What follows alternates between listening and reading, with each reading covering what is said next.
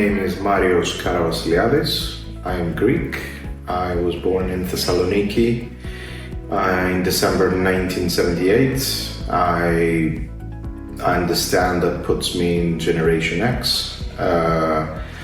I was educated in Greece, university in the UK, and I've been working in Belgium for the last 20 years. My title currently is a Senior European Customer Experience Leader for the biotechnology sector.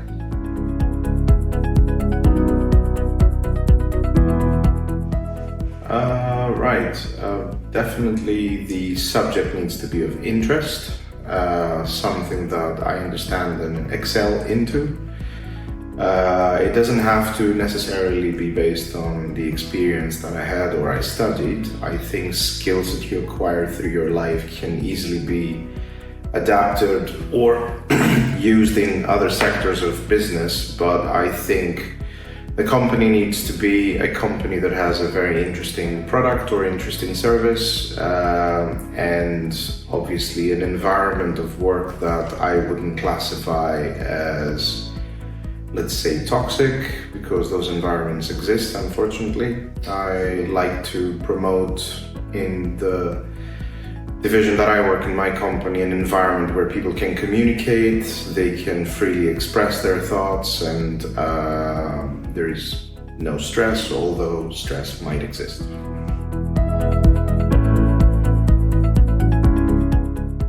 Personally, it's just to feel productive, essentially. This is essentially the reason why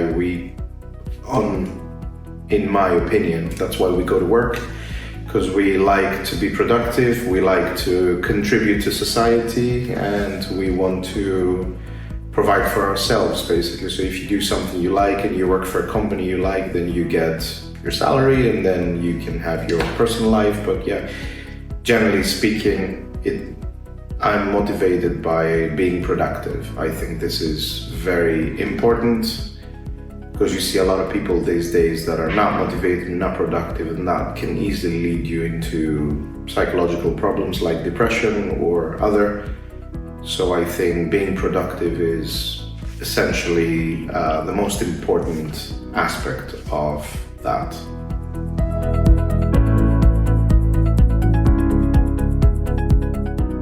Right.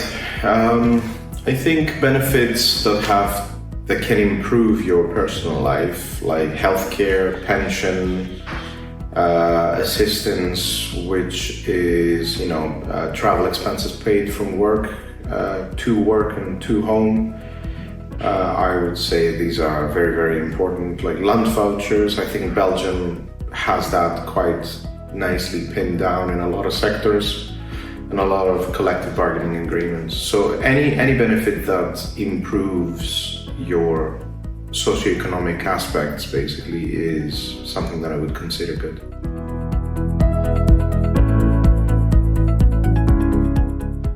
Neither or, I think both of them are essential. Face-to-face definitely gives some more direct kind of feedback where you can read people's emotions and body language. So it is quite important. But I think in this day and age and through the pandemic, we've established that improving on digital forms of communication is also important. So both is important.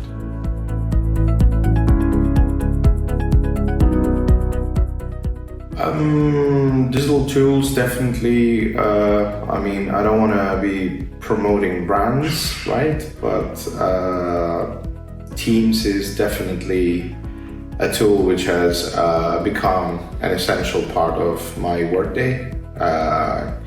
Chatting with people, not necessarily sending email because it's not always as efficient as you're thinking it is.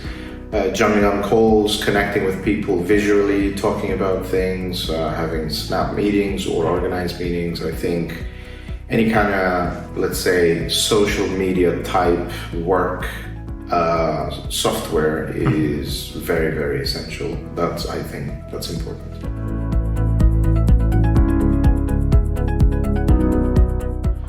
That's a very difficult question.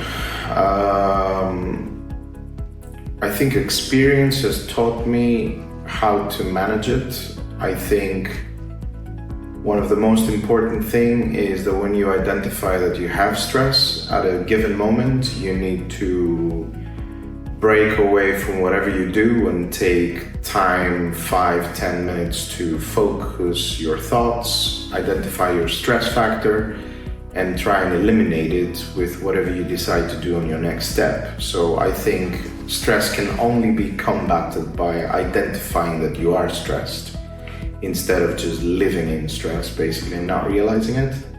So stop, talk to people about it, for sure. Open up about the fact that you're stressed with your manager or the company.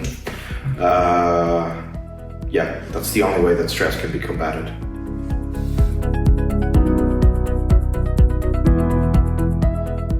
I prefer the office in person. That would be my first choice. But understanding that does not work for everyone, I do also accept to work remotely. I find the remote working, although it gives you the ability to sort of like work still and produce still, sometimes productivity can skew from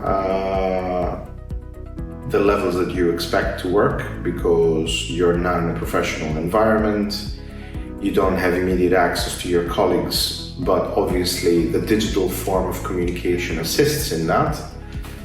But in my view, I would say if they gave me a choice, or let's say they say that remote working is a must, I would try to keep it to a minimum. So let's say 1, maximum 2 days and 3 days in the office. I think that for me is the best choice.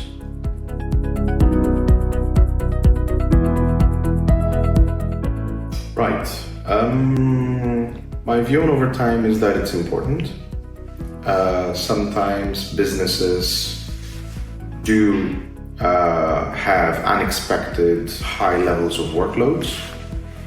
And in order to tackle them, the company needs to be in agreement with people that want to do overtime, not impose overtime. So if there is an agreement with a worker, with the company that they are okay to do overtime, then that needs to be an agreement, it needs to be recorded and of course be compensated according to the rules. So let's say it's okay as long as we are all in the same level and on the same page and in agreement that this will take place.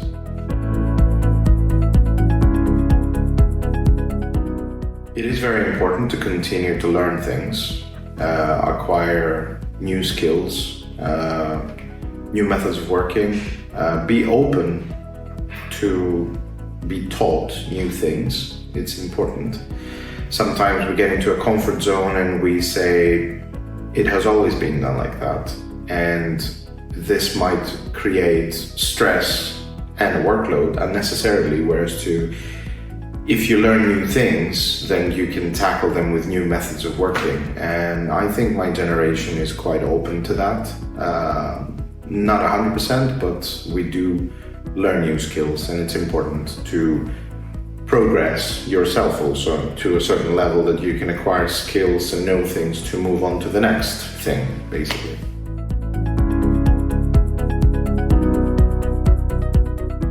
To the age that I'm now, at 46, I think quality of life is very important. And to be able to acquire new skills that I can take away with me, have a better view and understanding of how companies work, processes work, and how I can take all that skill and experience to the next thing when it comes along. Always with a view to improve quality of life also after work.